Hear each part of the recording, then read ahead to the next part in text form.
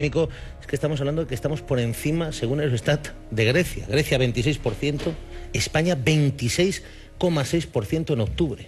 Sí, yo creo que la fecha, Antonio, a seguir es el 24 de enero. El 24 de enero en el Instituto Nacional de Estadística, el INE, publica la cifra de encuesta de población activa, que como sabes es nuestra cifra internacionalmente homologada, es la encuesta que vale, no así la de paro registrado, que es muy parcial. Y el 24 de enero yo creo que vamos a ver efectivamente que al 31 de diciembre del 2012 hemos superado los 6 millones de parados. Por eso cuando a don Mariano Rajoy le preguntaban en la rueda de prensa, insistentemente, una lógica pregunta, si íbamos a superar o no, el hombre no sabía qué decir, porque evidentemente sus servicios del Ministerio de Economía le informan que es muy probable que... Es inevitable, Ernesto, no hay algo que pueda provocar una reacción de la economía para que... Estamos hablando de lo que ya ha ocurrido. Las cifras del paro, teóricamente en economía siempre se dice que es un indicador retrasado de la actividad económica, ¿no?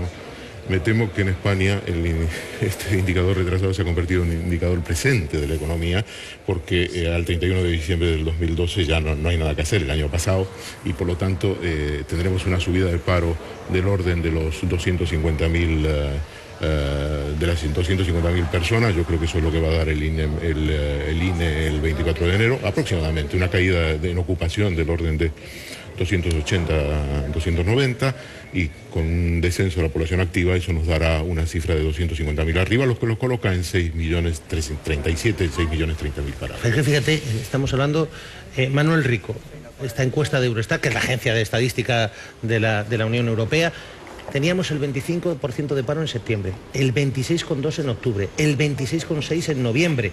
Es que adelantamos a Grecia, que solo nos gana en paro juvenil. Nosotros tenemos un 56,5% de paro juvenil, que es una cifra absolutamente catastrófica para un país como perspectiva de futuro, y solo nos gana Grecia en paro juvenil. No, es la cifra de liderazgo europeo más vergonzosa posible que puede tener un país, ¿no? Hay un dato que salió hace unos días también y que demuestra cómo ha sido el primer año del gobierno Rajoy en el tema del paro, que ya cogió unas estadísticas muy malas, evidentemente, y es que la afiliación a la Seguridad Social ha bajado en 787.000 personas durante el año 2012 en su conjunto. Eso es demoledor, ya ha bajado incluso la tasa del número de trabajadores frente a población no activa por debajo de 2, ¿no?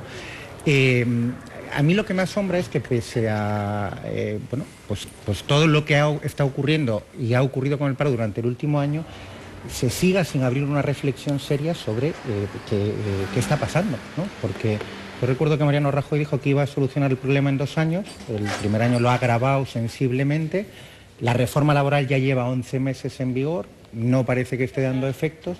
Y lo único que está... A ver, Manuel Rico, vamos a ser serios. El gobierno, cuando llegó, puso en marcha una reforma laboral, la izquierda al completo, los sindicatos estaban en contra, pero el gobierno dijo, bueno, a corto plazo va a ser dura, pero a largo, medio plazo... Claro, ¿cuál es el largo y el medio plazo para empezar a notar esos hipotéticos efectos beneficiosos de esta reforma laboral que ha puesto en marcha el gobierno? Porque los sindicatos dicen que va a seguir siendo un desastre. No, pero a ver, lo dicen los sindicatos y... lo dice el propio gobierno en los documentos que manda a Bruselas sobre previsiones para los 2 próximos años, en los que efectivamente hay una tasa prevista por encima del 25% incluso dentro de 2 años. Por lo tanto, el gobierno no lo dice en declaraciones públicas, no lo declara Rajoy cuando le preguntan insistentemente, como comentaba Ernesto, pero en los documentos y en las previsiones económicas que envía a Bruselas está admitiendo eso. Por lo tanto, yo creo que como mínimo habrá que hacer una reflexión sobre... ¿para qué ha servido la reforma laboral? Punto número 1. Asombra, por cierto, que parte de los empresarios pidan otra dosis de la misma medicina. Ayer la COE decía, es blandita, más dura. Claro.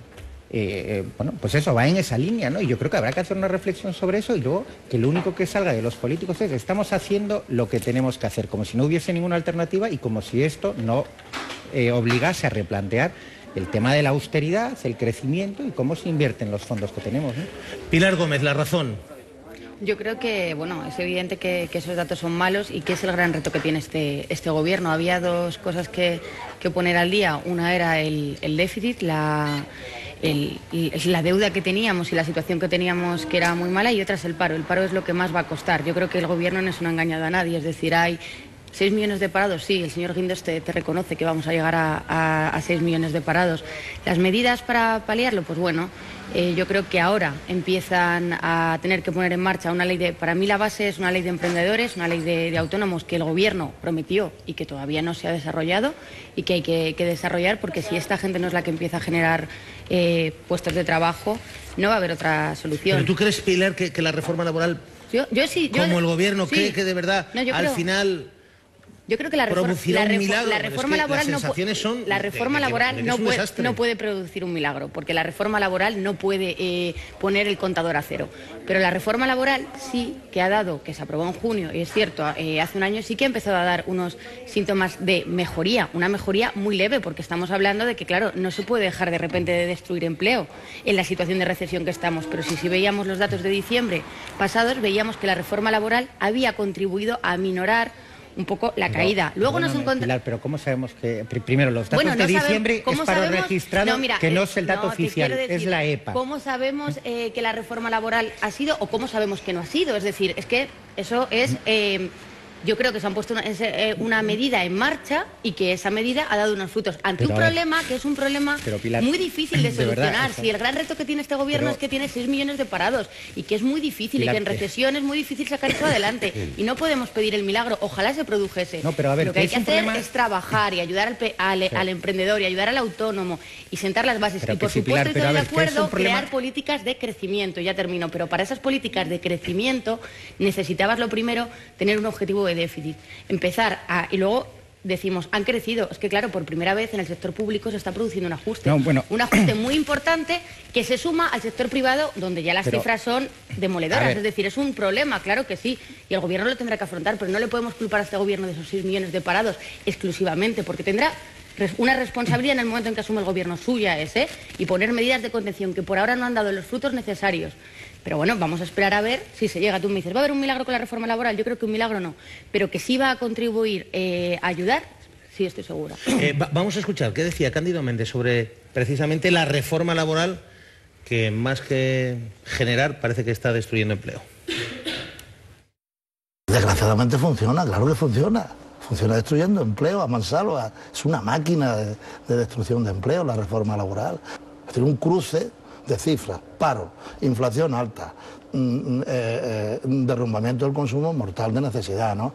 Y por eso yo creo que deberíamos de recuperar, en esta época de buenos propósitos, que es el principio de año, aquello que ya hicimos el año pasado, el 25 de enero, y ir a una senda a través de la autonomía colectiva, de la negociación entre los sindicatos y la patronal, que nos permitirán resolver algunos problemas y abandonar la reforma laboral.